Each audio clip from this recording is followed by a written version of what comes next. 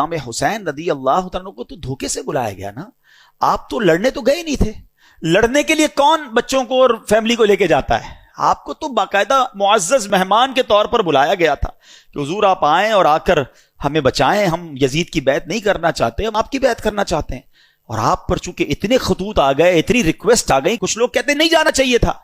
اگر امام حسین نہ جاتے تو وہ کوفے والے قیامت کے دن اللہ کی بارگاہ میں عرض کرتے کہ مولا ہم نے تو امام حسین کو بلایا تھا، وہ نہیں آئے، ہم نے مجبوراً یزید کی بیعت کر لی ان کی ہدایت کے لیے، کیونکہ وہ بلا رہے تھے.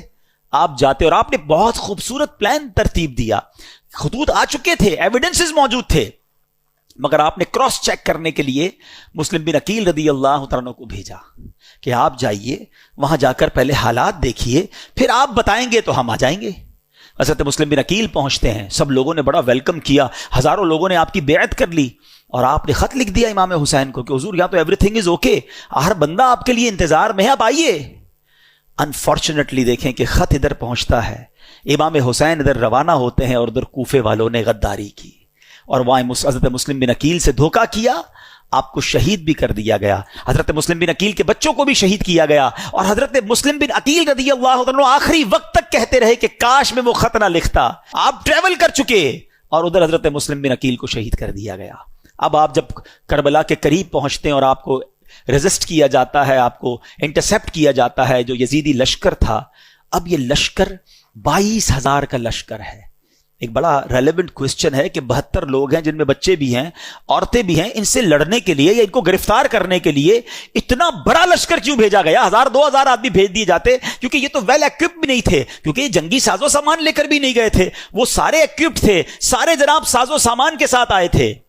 تو جواب یہ ملتا ہے کہ وہ جانتے تھے کہ ان کی رگوں میں شیر خدا کا خون ہے، یہ اتنا آسانی سے ہاتھ نہیں آئیں گے. اگر یہ لڑنے پر آ گئے تو 2-4 ہزار تو مسئلہ ہی کوئی نہیں ان کے لیے ہے.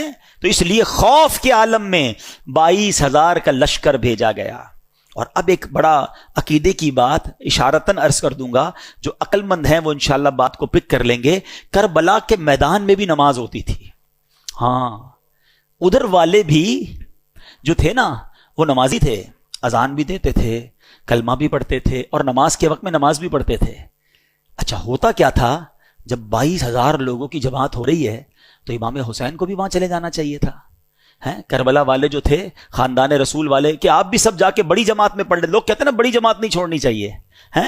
تو کربلا کے میدان نے یہ بھی پیغام دے دیا کہ 22,000 کی جماعت الگ ہوتی تھی اور 72 والوں کی جماعت الگ ہوتی تھی. ہاں، یہ سمجھ جاؤ کہ امام اگر لاکھوں کا بھی امام ہونا اور دل میں عقیدہ درست نہیں تو امام بھی اس کے پیچھے نماز نہیں پڑھتے تھے. تو یہ عشق والوں کے لیے میسج ہے کہ بے شک جماعت تھوڑی ہو مگر امام عاشق رسول ہونا چاہیے. امام حسین رضی اللہ عنہ کو تو دھوکے سے بلایا گیا نا. آپ تو لڑنے تو گئے نہیں تھے. لڑنے کے لیے کون بچوں کو اور فیملی کو لے کے جاتا ہے؟ آپ کو تو باقاعدہ معزز مہمان کے طور پر بلایا گیا تھا کہ حضور آپ آئیں اور آ کر ہمیں بچائیں، ہم یزید کی بیعت نہیں کرنا چاہتے، ہم آپ کی بیعت کرنا چاہتے ہیں. اور آپ پر چونکہ اتنے خطوط آ گئے، اتنی ریکویسٹ آ گئی، کچھ لوگ کہتے نہیں جانا چاہیے تھا. اگر امام حسین نہ جاتے تو وہ کوفے والے قیامت کے دن اللہ کی بارگاہ میں عرض کرتے کہ مولا ہم نے تو امام حسین کو بلایا تھا، وہ نہیں آئے، ہم نے مجبوراً یزید کی بیعت کر لی ان کی ہدایت کے لیے، کیونکہ وہ بلا رہے تھے. آپ جاتے اور آپ نے بہت خوبصورت پلان ترتیب دیا، خطوط آ چکے تھے، ایویڈنسز موجود تھے، مگر آپ نے کراس چیک کرنے کے لیے مسلم بن عقیل رضی اللہ عنہ کو بھیجا کہ آپ جائیے، وہاں جا کر پہلے حالات دیکھیے، پھر آپ بتائیں گے تو ہم آ جائیں گے. حضرت مسلم بن عقیل پہنچتے ہیں، سب لوگوں نے بڑا ویلکم کیا، ہزاروں لوگوں نے آپ کی بیعت کر لی، اور آپ نے خط لکھ دیا امام حسین کو کہ حضور یہاں تو ایوری تھنگ از اوکے، ہر بندہ آپ کے لیے انتظار میں ہے، آپ آئیے. انفارچونیٹلی دیکھیں کہ خط ادھر پہنچتا ہے، امام حسین ادھر روانہ ہوتے ہیں، اور ادھر کوفے والوں نے غداری کی اور وہاں حضرت مسلم بن عقیل سے دھوکہ کیا، آپ کو شہید بھی کر دیا گیا. حضرت مسلم بن عقیل کے بچوں کو بھی شہید کیا گیا، اور حضرت مسلم بن عقیل رضی اللہ عنہ آخری وقت تک کہتے رہے کہ کاش میں وہ خط نہ لکھتا. آپ ٹریول کر چکے، اور ادھر حضرت مسلم بن عقیل کو شہید کر دیا گیا. اب آپ جب کربلا کے قریب پہنچتے ہیں اور آپ کو ریزسٹ کیا جاتا ہے، آپ کو انٹرسپٹ کیا جاتا ہے جو یزیدی لشکر تھا. اب یہ لشکر 22,000 کا لشکر ہے.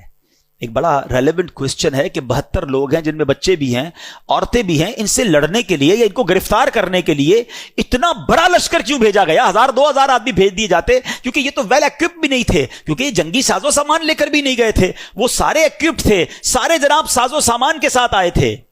تو جواب یہ ملتا ہے کہ وہ جانتے تھے کہ ان کی رگوں میں شیر خدا کا خون ہے، یہ اتنا آسانی سے ہاتھ نہیں آئیں گے، اگر یہ لڑنے پر آ گئے تو 2-4 ہزار تو مسئلہ ہی کوئی نہیں ان کے لیے ہے۔ تو اس لیے خوف کے عالم میں 22,000 کا لشکر بھیجا گیا۔ اور اب ایک بڑا عقیدے کی بات اشارتاً عرض کر دوں گا، جو عقل مند ہیں وہ انشاءاللہ بات کو پک کر لیں گے۔ کربلا کے میدان میں بھی نماز ہوتی تھی، ہاں ادھر والے بھی جو تھے نا وہ نمازی تھے، اذان بھی دیتے تھے، کلمہ بھی پڑھتے تھے، اور نماز کے وقت میں نماز بھی پڑھتے تھے۔ اچھا ہوتا کیا تھا، جب 22,000 لوگوں کی جماعت ہو رہی ہے تو امام حسین کو بھی وہاں چلے جانا چاہیے تھا۔ کربلا والے جو تھے، خاندان رسول والے، کہ آپ بھی سب جا کے بڑی جماعت میں پڑھ لیں، لوگ کہتے ہیں نا بڑی جماعت نہیں چھوڑنی چاہیے، تو کربلا کے میدان نے یہ بھی پیغام دے دیا کہ 22,000 کی جماعت الگ ہوتی تھی اور 72 والوں کی جماعت الگ ہوتی تھی۔ ہاں یہ سمجھ جاؤ کہ امام اگر لاکھوں کا بھی امام ہونا اور دل میں عقیدہ درست نہیں تو امام بھی اس کے پیچھے نماز نہیں پڑھتے تھے۔ تو یہ عشق والوں کے لیے میسج ہے کہ بے شک جماعت تھوڑی ہو مگر امام عاشق رسول ہونا چاہیے۔